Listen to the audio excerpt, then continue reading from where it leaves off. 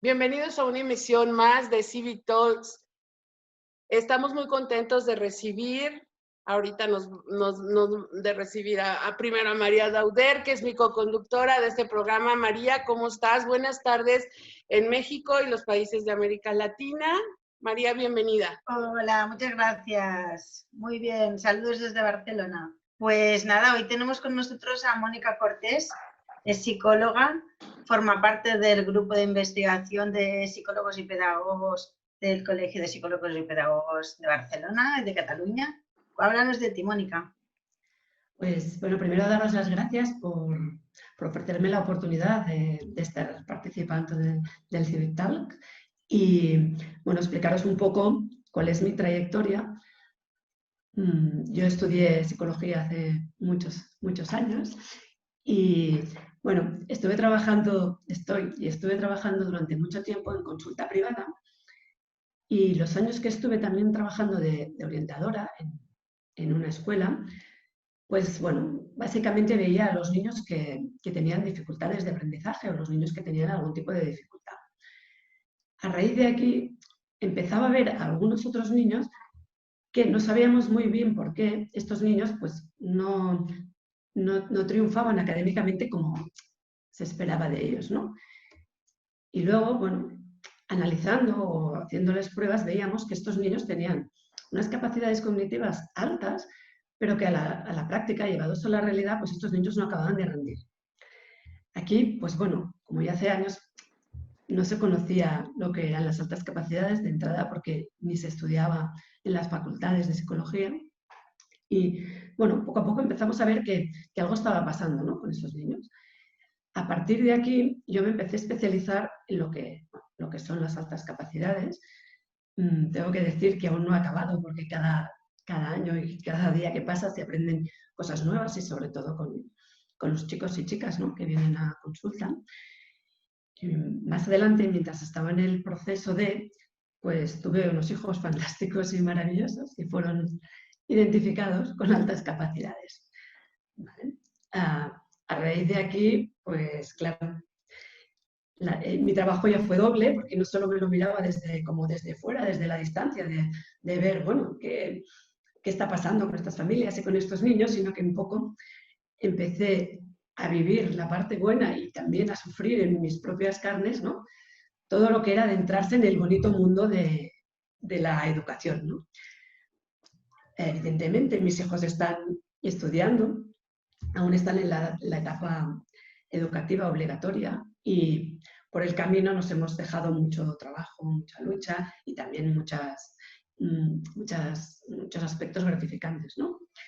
Pero bueno, un poco la idea es, bueno, como ha dicho María, actualmente estoy coordinando el grupo de trabajo del Colegio de Psicólogos de Altas Capacidades y seguimos aprendiendo cada día, ¿no?, que es lo que se está contando. A partir de aquí, creía que podía aportar mi granito de arena o mi visión, un poco como muchas de vosotras, ¿no?, por estar en los dos lados, ¿no?, en intentar ayudar a las familias, sobre todo en lo que a la etapa escolar se refiere, ¿no?, y por otro lado, al poder vivir también como familia, ¿no?, que es lo que nos vamos encontrando a medida que nuestros hijos pues van creciendo. Y bueno, un poco era esa la introducción al porqué, ¿no?, de esta emocionante aventura de las altas capacidades. Mónica, qué interesante lo que me comentas, porque pues es muchas de las historias de los que actualmente nos encontramos involucrados trabajando desde diferentes puntos de vista, los psicólogos, los pedagogos, los profes, los papás, desde las organizaciones de la sociedad civil. Tenemos una historia atrás de altas capacidades, ¿no? Y yo quería compartirles un poquito mi historia, porque yo tengo 2 hijos. La diferencia de años son 7 años. El primero, pues tenía un perfil que se parecía un poco más al de su papá y el mío, por lo tanto, no nos llamó la atención como que tenía de altas capacidades o sobredotación. De hecho, era un término que nunca en la vida lo habíamos escuchado. Simplemente pensábamos que el gusto tanto de su padre como mío por la lectura y porque éramos dos padre y madre primogénitos y nuestro hijo primogénito, pues nosotros crecimos igual que él. Juntándonos más con gente más grande, muy contentos de platicar con los tíos, con los abuelos grandes, y como éramos los primeros, pues no nos parecía nada desconocido.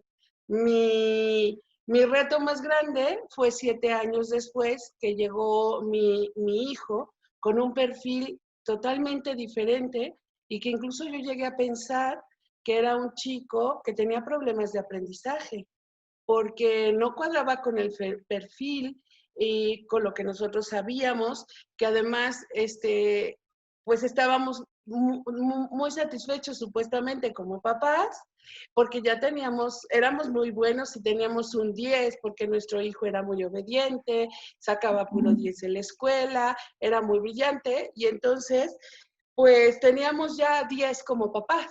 Pero cuando llega este otro pequeñito, entonces nos sentimos reprobados, porque era un perfil que no conocíamos, que se nos escapaba de las manos, que no entendíamos, y que un día vino una maestra y nos dijo: señora, su hijo tiene TDAH. ¿Me hace usted favor? Lo lleva con la neuróloga para que me lo medique, porque está dando mucha guerra en este salón, ¿no? Y yo, pues, estaba como familia, nosotros en el cole, era un colegio de educación activa, concebido como comunidad educativa, donde los papás participábamos en comisiones y tal. Pues no vas a dudar, muy comprometidos nosotros con el cole, a juntar fondos, a ser parte de la asamblea y de la comunidad. Entonces, obviamente, no piensas que te van a dar un diagnóstico erróneo, ¿no? O que la maestra no está diciendo algo que no sabe. Y entonces yo saqué una cita con una neuróloga pediatra que me recomendaron, y resulta que llego con la neuróloga y le digo: ay, doctora, vengo a que me medique a mi hijo porque tiene TDAH, porque la Miss me ha dicho, ¿no? La Miss de tercero de primaria me ha dicho ese diagnóstico, ¿no? Y entonces, ¡guau! Me dice, gracias a Dios, me encontré con una persona profesional que lo primero que me dijo es: señora, los profes no diagnostican, los profes pueden candidatear, ¿no? Yo voy a hacer lo que tengo que hacer, y yo como profesional ya le diré si su hijo requiere una medicación o no. Pero lo primero que vamos a hacer, pues, es hacer una serie de test, ¿no? Y entonces ahí viene mi primera pregunta contigo, a ver si coincide la reacción que tuvimos como familia después de enterarnos de un diagnóstico de sobredotación. ¿Qué ocurre con tus familias, Mónica? Porque tú trabajas con eso. ¿Qué ocurre con tus familias? Platícanos, por favor. Pues a ver, un poco me gusta mucho el ejemplo que explicas, porque yo tengo mellizos y no, bueno, en el momento en que uno fue identificado, el otro nadie pensaba que podía encajar dentro del mismo perfil. Y estuvimos mucho tiempo pues sin darle ninguna, bueno, pues ya está, él iba haciendo, y más bien al revés, desde la escuela siempre, este niño, hasta que llegó un momento en que, bueno, pues bueno, ya que le pasamos las pruebas a unos, las vamos a pasar a los dos, y la sorpresa fue pues esta, ¿no? Que realmente los dos, con dos perfiles muy distintos, pero nada que ver ni académicamente ni de personalidad, pues los dos tenían altas capacidades, ¿no? Y así un poco como nos quedamos nosotros, ¿no? Como esto no me imaginaba yo. Pues es como se quedan muchas de las familias que acuden o que tienen una identificación de altas capacidades. Sí que es cierto que hay algunos padres, cada vez más, que están muy informados, ¿no? Acerca de qué son las altas capacidades, y que a veces sí que vienen pensando pues que igual sus hijos sí tienen altas capacidades, ¿no? Pero hay otros que vienen muy rebotados porque ya han pasado de muchos, bueno, diagnósticos o de muchas etiquetas que les han puesto o en la escuela o en muchos otros sitios, ¿no? Y que van saltando de un sitio a otro porque no acaban de ver que esas etiquetas encajen en sus hijos, y que realmente llegan como desesperados, ¿no? De que ¿qué pasa? Porque me han dicho que si tiene TDA, que si tiene una disgrafía, que si tiene una dis no sé qué, que si tiene una dislexia, ¿no? Y a veces, pues no es nada de esto, ¿no? Sí que es cierto que nosotros como profesionales siempre recomendamos que el diagnóstico o la identificación esté muy bien hecha, porque ya sabemos todos que se pueden confundir muchas cosas, ¿no? Y que aparte de poder confundirlas, sí que es cierto que existe lo que nosotros conocemos como doble excepcionalidad, ¿no? Que se puede dar un diagnóstico de altas capacidades y este diagnóstico puede coexistir con alguna dificultad, ¿vale? Entonces, pero una vez descartado esto, pues tenemos que tener en cuenta que las altas capacidades no son un problema en sí solas. Las altas capacidades no tienen por qué relacionarse con ningún problema, ¿no? Y muchas veces las familias, cuando reciben el diagnóstico, es como, ah, ¿tiene altas capacidades? Socorro, porque sí que es cierto que aún hay muchos mitos que corren por todas partes, ¿no? Y muchos tópicos que hacen pues relacionar altas capacidades con problemas, ¿no? Y como que tiene que tener, porque sí, un niño con altas capacidades tiene que ser insociable, tiene que tener problemas con los compañeros, y un poco se trata de que, bueno, y sé que vuestra labor es la misma, ¿no? De desterrar estos mitos, ¿no? Y dejar que las familias de entrada no estén asustadas cuando reciben un diagnóstico o una identificación de altas capacidades. Por otro lado, también me gustaría decir que muchas veces llegan, ¿no?, con que les han dicho que son niños precoces o que están sobreestimulados, ¿no? Y bueno, sobreestimulados, pues bueno, yo no sé vosotras, pero yo nunca he sobreestimulado a mis hijos, ¿no? Ni mucho menos, ¿no? He dejado que ellos, bueno, a demanda un poco, si necesitaban saber más, pues más, si no, pues no, si no tienen interés, pues nada, ¿no?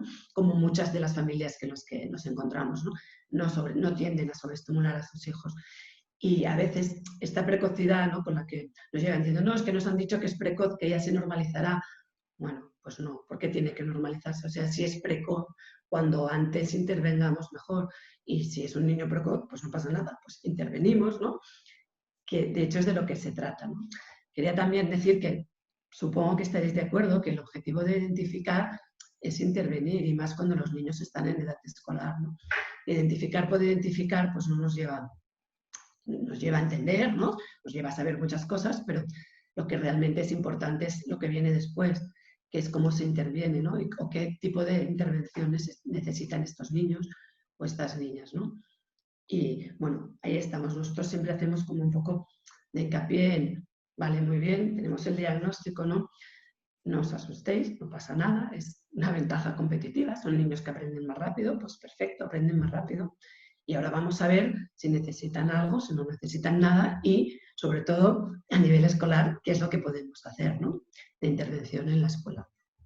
Oye, Vale, Mónica, y una pregunta, ¿cómo cambian las relaciones familiares después de que entregas el diagnóstico? ¿Cómo van cambiando esas relaciones? Antes no lo sabíamos, nos comportábamos de cierta manera y ahora que tenemos esa información, desde luego buscar las ayudas para hacer las intervenciones. Pero ¿cómo cambia ese sistema familiar? ¿Cómo cambia la percepción? ¿Cómo nos relacionamos unos con otros? ¿Cuál es tu experiencia con tu trabajo con familias, Mónica?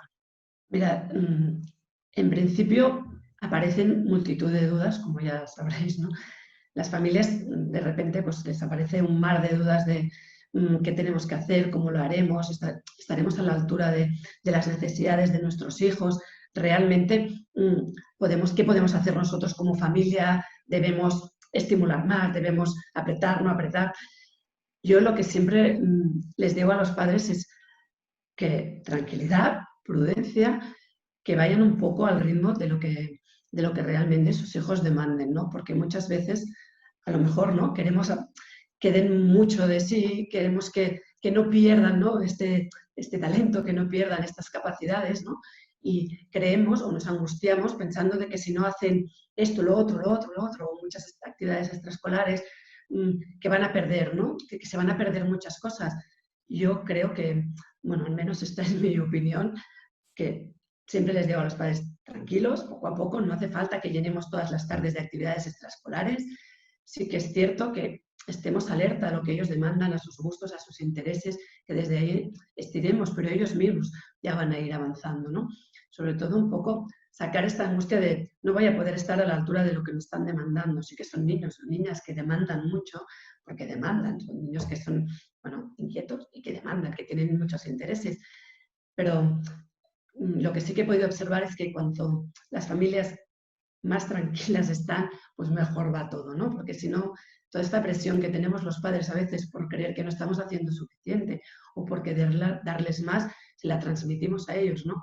Y igual estamos esperando de ellos mucho más de lo que esperaríamos si no nos hubiesen dado esta identificación de altas capacidades, ¿no?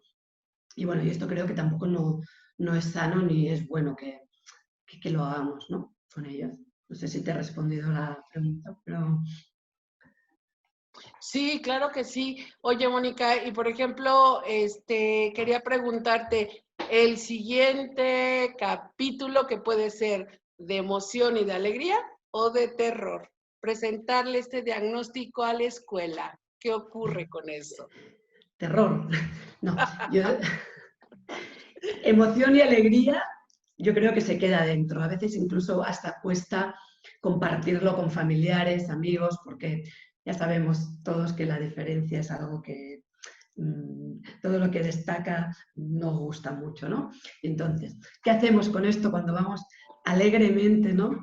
Con esta identificación a una escuela? Pues muchos padres que han ido así a las escuelas, pues se han encontrado, ¿no? Como podríamos decir, un portazo en medio de la cara, ¿no? Porque sí que es cierto que hay escuelas, no se puede generalizar, es cierto que actualmente hay más conocimiento, que las escuelas están como un poco más abiertas a escucharnos o a entendernos, pero sigue siendo una realidad que no acabamos de encajar las dos piezas, ¿no? No encajamos familia, alumno, docente y escuela, y cuesta. Entonces, el terror, sí que hay terror, claro que hay terror, porque una de las preguntas que es un clásico es si lo contamos, vamos a la escuela, les enseñamos este diagnóstico, no se lo enseñamos, hay familias incluso que llegan a decir, me han dicho algunas otras familias que mejor que no llevemos nada a la escuela porque cuanto menos sepan, mejor, ¿vale? Hay mucho miedo porque ¿qué pasa en las escuelas, no? Como ya sabréis, pues que en algunos sitios se entiende bien y en los otros pues no se entiende, ¿vale? ¿Y qué significa que no se entienda, no? Pues significa que o es trabajo de más o ellos sí van a ponerle esa etiqueta, ¿no? A este alumno. También muchas familias se encuentran que llegan a la escuela diciendo, mira, es que mi hijo tiene altas capacidades, a ver qué podemos hacer, y les sacan toda una lista de cosas que no saben hacer sus hijos o que sus hijos no hacen bien, ¿no? Pero ¿cómo puede ser esto si no sacan buenas notas? ¿No? Uno de los grandes mitos que todos los niños con altas capacidades tienen que ir asociado a un buen rendimiento escolar. Esto no es cierto, ¿no? Y entonces, bueno, pues nos encontramos con maestros que dicen, pero mira, si ves esta redacción de tu hijo, ves la redacción de este otro niño, pues compara, ¿no? Y los padres asustados, ¿no? ¿Cómo puede ser, no? Si mi hijo no sabe escribir, tendrán razón estos maestros de que realmente... Y nos hacen dudar muchas veces, sí nos hacen dudar de nuestros propios hijos y nos trasladan como que, yo siempre digo, las escuelas tienden a ver todas las dificultades, que bueno, que en cierta parte pues ya está bien porque podemos tener hijos que tengan dificultades también, ¿por qué no? Como he dicho antes, pero por otro lado, solo las dificultades, ¿no? Y las familias, pues está claro que vemos las fortalezas de nuestros hijos porque muchas veces somos los primeros en verlas, ¿no? Y ahí hay un choque, ¿no? Una confrontación entre, bueno, cómo lo hacemos para llegar a un entendimiento para que el niño, para favorecer a nuestros hijos, a nuestras hijas, para que no se sientan mal, porque por un lado la escuela está potenciando pues ahí todos los déficits que tiene y por otro lado nosotros vamos ahí con la bandera de, no, pero tiene altas capacidades, ¿no? Y yo creo que aún falta un poco de poder encajar estas dos cosas, que a veces los profesionales nos encontramos en medio, ¿no? Haciendo un poco de parando el golpe de la escuela, intentando ayudar a las familias, intentando explicarlo de la mejor manera para que se entienda, ¿no? Y para que no se sientan como amenazados por las altas capacidades de estos niños y niñas, ¿no? Y es todo, es como un puzzle que digo yo que es difícil poder encajar las piezas. Sí, porque yo, por ejemplo, lo que quería comentarte es que hay algunas escuelas que están más abiertas, pero cuando tú llegas con esto y ellos es como una guerra, ¿no? Como tú dices, te sacan todo lo que tu hijo no debe de hacer. creyendo que su modelo educativo es el non plus ultra, lo mejor, el que está rompiendo los nuevos paradigmas de la educación. ¿Y cómo te atreves tú como papá a cuestionarlo, no siendo experto en educación o psicopedagogo o psicólogo? ¿Cómo te atreves a cuestionar esa maravilla, ¿no? Entonces, creo que las escuelas pierden un poquito la visión de que están trabajando con individuos, ¿no? O sea, y que los programas educativos que diseñamos como profes no siempre aplican para todos, ¿no? Entonces, a mí lo que me ayudó mucho fue el acompañamiento de el psicólogo, o sea, esta neuróloga, retomando un poco la historia que les contaba del inicio. No, finalmente no me lo medicaron, ahí conocí en el consultorio la palabra sobredotación intelectual, me canalizaron con una experta psicóloga en altas capacidades y ella me hizo favor de diagnosticar a mi hijo, le aplicó una cierta batería de exámenes y entonces lo que a mí me ayudó mucho fue que la primera vez que yo llevé el reporte, primero les pedí que me contestaran los cuestionarios, posteriormente las maestras. Fueron 4 maestras las que contestaron los cuestionarios de mi hijo, yo los llevé y cuando ya tenía un resultado, la psicóloga me llevó, nos acompañó como familia al colegio para hablar de cuáles serían las estrategias psicopedagógicas para la atención de mi hijo. Entonces, pienso que eso suavizó mucho, fue como el árbitro y como, digamos, el soporte, ¿no? Es establecer ese vínculo entre el profesional, la escuela y nosotros, y nos ayudó a bajar mucho esas posturas de confrontación en donde también los papás decimos, pues tú tienes que hacer de mi hijo un genio porque yo te pago una super colegiatura también, ¿no? Entonces, en lugar de basarnos en hacer reclamos tanto para la escuela y la escuela tanto como para es que su hijo es raro, ¿no? Y entonces, más bien nos enfocamos cuando logramos armar estos sistemas de apoyo y esta red de apoyo, el gran beneficiado es nuestro hijo, ¿no? ¿Tú qué recomiendas a los profesionales valientes que se decidan a hacer este acompañamiento, Mónica? A ver, yo recomiendo a las familias que vayan acompañadas de profesionales, porque muchas veces ni acompañadas de profesionales conseguimos cosas, ¿vale? ¿Sí? Los valientes que van solos, pues a veces vuelven y entonces piden, ¿me puedes acompañar? Porque está claro que es difícil y según qué escuela, ¿no? O sea, hay tantos casos como escuelas, no se puede generalizar porque las escuelas públicas funcionan de una manera, tenemos concertadas, tenemos privadas, las escuelas privadas suelen saber mucho de todo y luego cuando llegas ahí, pues tampoco, ¿no? Y un poco que tenemos que ir con mucho cuidado, sobre todo el mensaje es de que no es una guerra, no vamos a luchar unos contra otros a ver quién gana, porque es que hay un niño, una niña, un alumno ahí que no tiene la culpa de nada, que se merece aprender como todo el resto y que necesita, pues, que se le enseñe, ¿no? Porque no por el hecho de tener altas capacidades van solos, ¿no? Que es lo que a veces también se piensa. Y hay un tópico también, es que el niño ha de ser feliz. Sí. Y eso sucede muchas veces, ¿no? Que en las escuelas dicen, si el niño está feliz, no pasa nada, no tiene por qué hacérsele nada si está bien. Dices, es que el niño está feliz cuando se siente lleno y pleno. Si no está a la altura de lo que tiene que hacer a nivel emocional, no se siente comprendido, no se siente que le están aportando lo que toca, no estará feliz. Por mucho que sonría, no estará feliz. O sea, no podrá ser tal cual es. Y esto es una cosa que es otra de las peleas que hay muchas veces con los papás que te dicen, es que mira, es que sí, claro. Y entonces hablas como profesional y explicas, bueno, a ver, sí, feliz significa que las emociones han de estar cubiertas, que se ha de sentirse tranquilo. Para sentirse tranquilo hay que dar la vitamina cultural. Si no hay una vitamina cultural que le enriquezca a él y que le aporte y que le dé un sentido que esté ahí, no haremos nada. O sea, aunque sonreirá porque sabe que ha de estar sonriendo por estar ahí, pero que no es y cuántos niños, María, que en el cole están, parece que no molestan, están bien, que están felices y luego cuando salen del colegio explotan en sus casas, con sus familias y toda esa angustia o todo eso que se han ido comiendo en el colegio, pues sale, ¿no? Y bueno, entonces aparecen pues, las rabietas, la angustia, el malestar. Realmente no, si no los motivamos, si no les damos el reto que necesitan, ¿cómo van a estar bien emocionalmente? Pues seguro que no.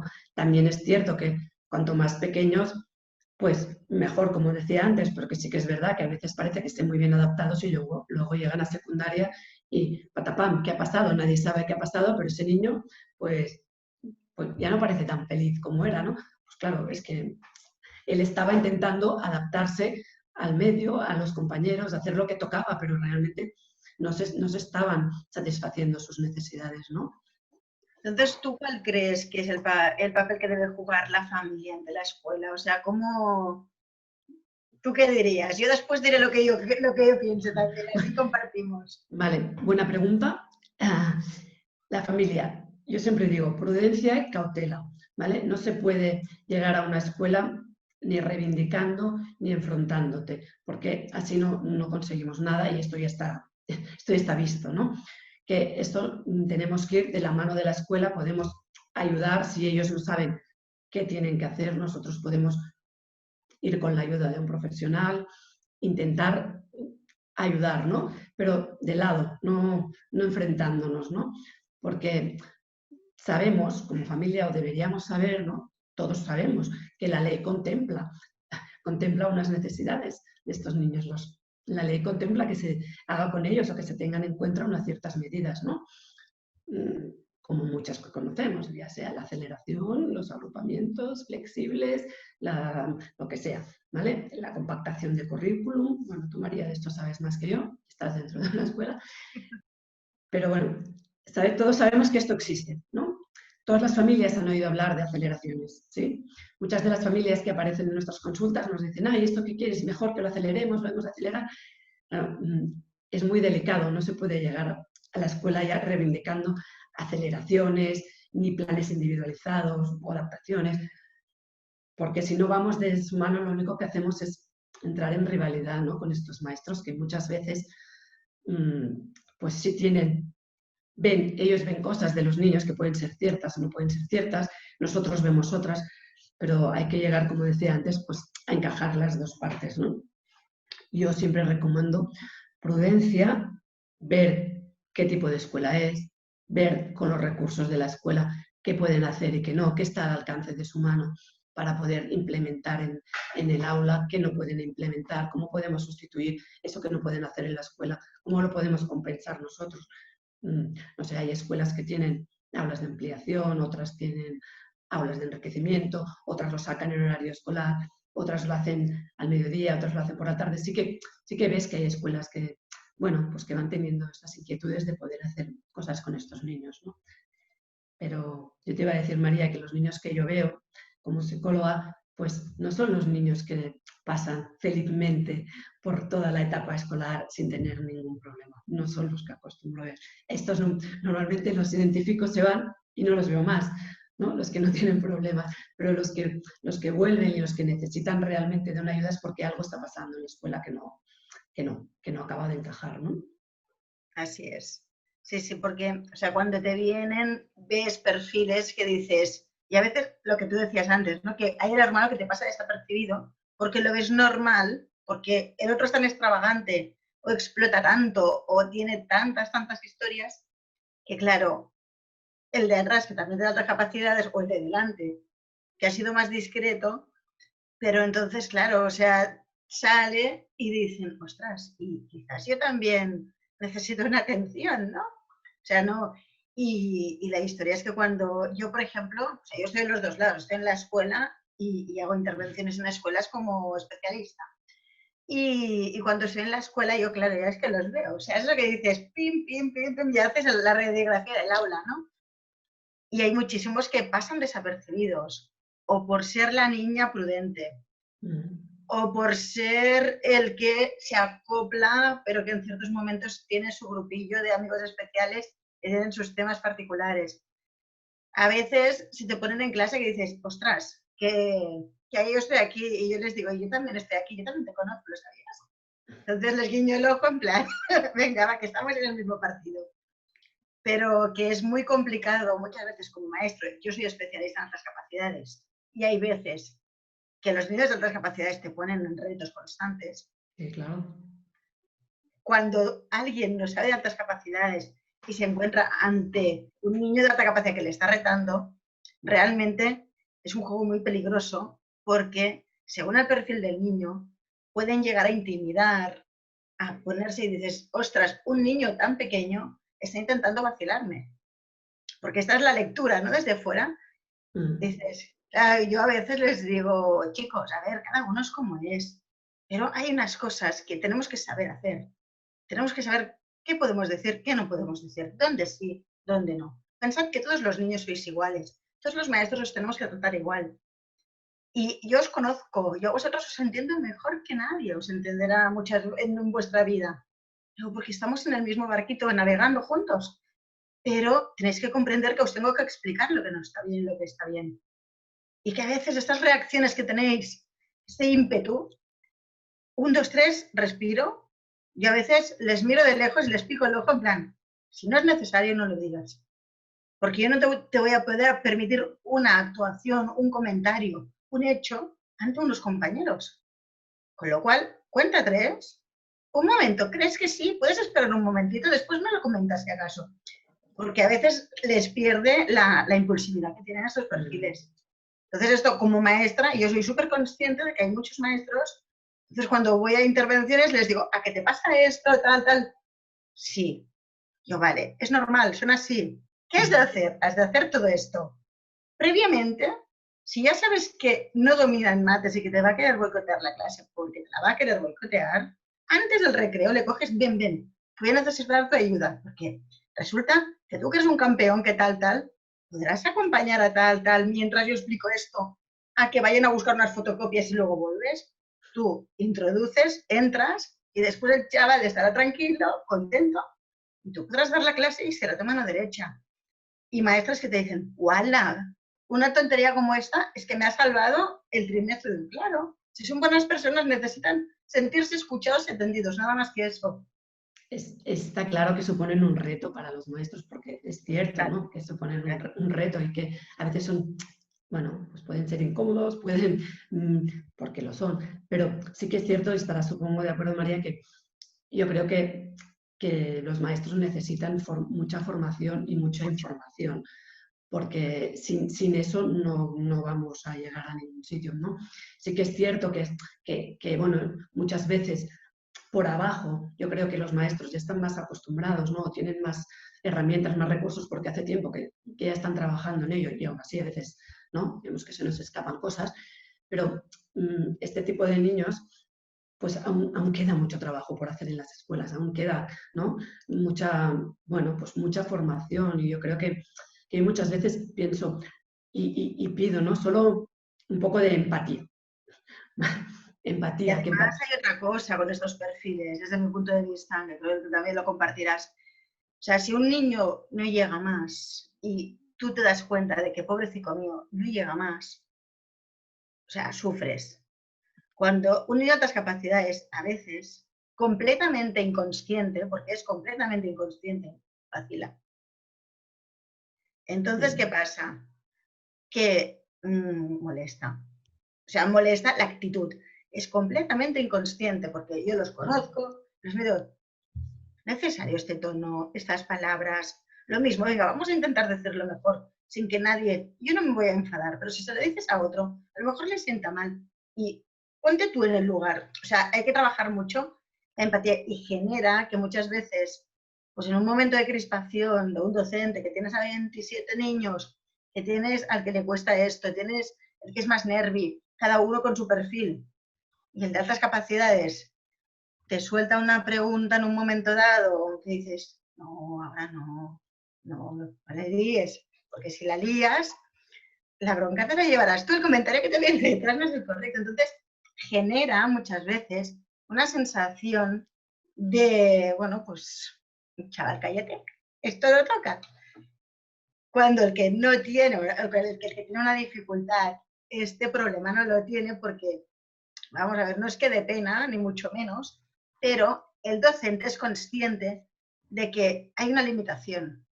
Y el otro, la limitación la tiene el docente porque no sabe de qué forma entrarle. O sea, es como... Y esto genera mucho malestar muchas veces entre docentes y alumnos. O sea, genera situaciones tensas que, claro, a continuación de esto, pues la familia, ¿qué ha pasado? No ha pasado nada, tranquilos. Esto sucede, es normal. Pues se le ha ido la boca en un momento dado que no tocaba. Pero bueno, no pasa nada, no lo tomemos a mal. Ya, pero esto es, o sea, tú desde tu conocimiento, desde tu experiencia y desde tu, bueno, pues tú lo puedes ver, pero hay muchos maestros, ¿no? Que, bueno, pues es cierto, tienen 25 niños en el aula, 30, los que sea, de todos tipos de perfiles y, bueno, pues cosas que ellos no les dan importancia, pues para estos niños con altas capacidades son importantes, ¿no? Y, bueno, y perciben y ven y un mal comentario, un mal no sé qué, pues puede ser muy mal interpretado y a veces genera un conflicto que igual, ¿no? Con alguien que realmente supiese un poco, ¿no? Cómo son estos niños y qué necesitan, pues nos lo podríamos evitar, ¿no? Por eso yo siempre digo que es muy importante la formación, la de todos, pero pues la de los maestros que tienen a nuestros hijos en sus manos durante muchos años, ¿no? Más. Que sí, que sí. O sea, sobre todo los estereotipos. El tema del rendimiento académico es algo que tiene que borrarse porque esto hace mucho daño, mucho, mucho daño. Es tremendo. ¿Y tú qué consejo darías a estas familias que están acabaditas de recibir un diagnóstico y cómo tienen que afrontar esta situación? O sea, de qué consejo les das? Cuando tú das un diagnóstico, ¿cuál es tu moraleja, ¿no? O sea, tu explicación a estas familias. A ver, yo en principio, como tú sabrás, cada familia es un caso, cada niño es un mundo, ¿no? Sobre todo, y ahora ya sí que hablo en nombre de todos los profesionales, que debemos dar el máximo de información a las familias porque muchas veces tienen, o sea, esto les genera más dudas que el no saberlo, ¿no?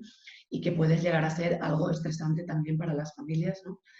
Explicarles muy bien de qué se trata, qué se puede hacer, cómo se debe hacer, qué medidas se pueden tomar en las escuelas, evaluar muy bien qué tipo de escuela es a la que van sus hijos o sus hijas, ver si realmente se puede hacer algo, si no, cómo se puede hacer. Pero el consejo que daría siempre es prudencia. O sea, ni horrorizarse a la hora de ir con el diagnóstico de altas capacidades a la escuela, ni tampoco al revés, ni ir cantando, ¿no?, a la escuela de mira qué bien que mi hijo tiene altas capacidades, porque no sabemos nunca con quién se van a encontrar. Hay muchos docentes, cada docente es distinto, hay muchas escuelas. Dentro de las escuelas hay muchos docentes, cada docente trabaja a su manera, cada docente tiene su forma de trabajar con los niños y no es cierto que no podemos hablar de escuelas, yo siempre hablo de profesores, porque un año les tocará un profesor, al año siguiente les tocará otro, no tendrá nada que ver. Muchas veces las familias tendrán que empezar de cero otra vez, a volver a explicar, a volver a, bueno, a intentar, ¿no?, que intenten comprender cómo son sus hijos. Esto es yo siempre digo que es una carrera que no es una cursa de velocidad, sino que es una carrera de ir pasito a pasito, ¿no?, de esfuerzo, de paciencia. Sí que es cierto que muchas veces desgasta mucho a las familias, ya no por cómo son sus hijos, que también, sino por cómo reciben sus hijos o qué tipo de intervenciones reciben sus hijos, ¿no?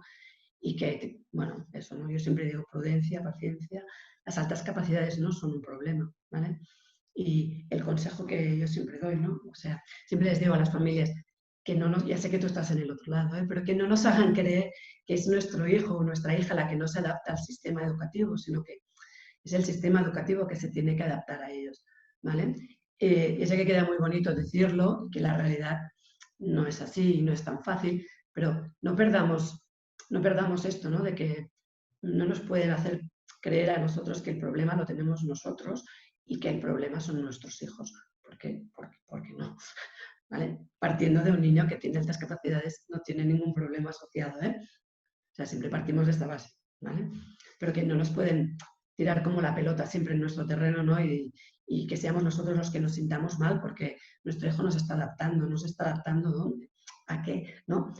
A un sistema escolar que está montado y que igual no está pensado para ellos, ¿no? Seguramente no está pensado para ellos ni para ellas, ¿no? Este es lo que yo siempre les digo a las familias, ¿no? Y a partir de aquí ya trabajaremos, ya lucharemos y ayudaremos en lo que tengamos que ayudar, ¿no? Pero como calma, ¿no? Y que no, sobre todo mi consejo es no nos sintamos culpables, porque no, porque esto no es un problema, ni mucho menos, ¿no? No debe, claro, y no debería serlo, ¿no? Luego ya hablaremos de la intervención y de lo que pasa después, pero de entrada, pues es una ventaja competitiva que tienen nuestros hijos, porque aprenden rápido, ¿no? Y bueno, Que sí, este es mi consejo.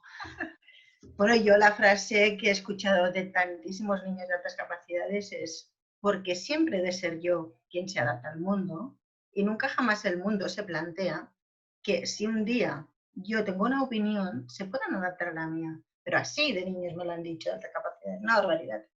¿Por qué he de ser yo? Yo me adapto, ¿vale? Me adapto, pero nadie se adapta nunca a mí cuando es un grupo. ¿Por qué? Entonces, aquí yo siempre les digo, todos somos diferentes y cada día esta diferencia debe merecer el premio para uno diferente. Entonces, hoy te toca a ti, hoy te toca a ti y hoy te toca a ti. Entonces, vamos combinando la gloria dentro de la diferencia, pero sí que es la reivindicación de ellos, ¿no? Y cuanto más crecen, más adolescentes, más claro lo tienen que ellos no son los que van a hacer cambiar al resto, pero que a ellos tampoco les hagan cambiar. Ya, bueno, pues es que es eso, ¿no? Un poco es como que ya se normalizarán, como que se normalizarán, ¿no? O ya se adaptarán, pero ¿a qué se tienen que adaptar? Pues ya están adaptados, pero su manera de ver las cosas, su manera de hacer, su manera de...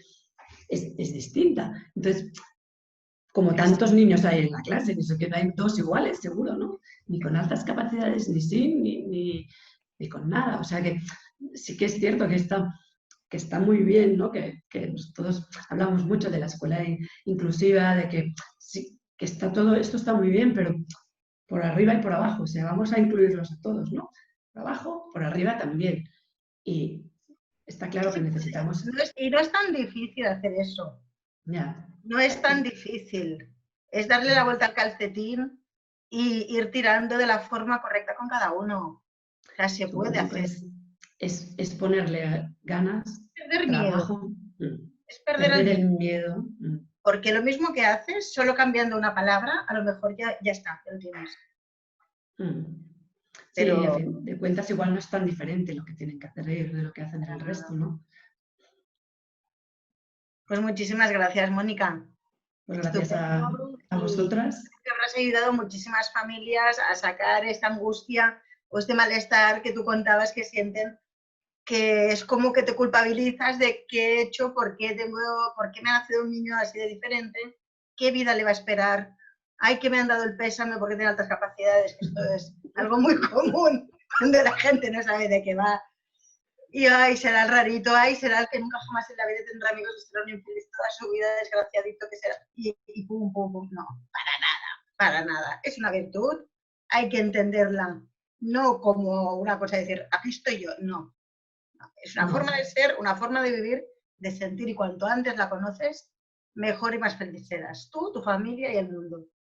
No, y que cuanto más lo conoces, más podrás ayudar también a tus hijos, ¿no? Evidentemente. Pues muchísimas gracias por estar entre nosotras. Pues muchas gracias a vosotras por contar conmigo en esta aventura. Pues estamos cerrando una emisión más de CB Talks, el espacio para hablar de inteligencia, talento, altas capacidades. Y agradezco muchísimo ahora la intervención de Mónica Cortés. Muchísimas gracias, Mónica, de mi co-conductora en Barcelona, María Sánchez. Y sobre todo, me gustaría hacer una invitación a todas las familias a que veamos estos diagnósticos de la manera, como lo llaman los gringos, gifted, un regalo para nosotros, un reto muy grande. y que lo veamos de la forma más positiva que podemos ver las cosas, porque finalmente nosotros podemos decidir cómo enfrentamos los retos que la vida nos presenta, que son muchos, desde que nacemos hasta que morimos. Entonces, enfrentemos de una manera positiva, sonriendo y haciendo nuestro mejor esfuerzo. Un abrazo para todos, nos despedimos de esta misión. Muchas gracias. Gracias. Muchas gracias. Hasta la semana que viene. Adiós. Bye, bye.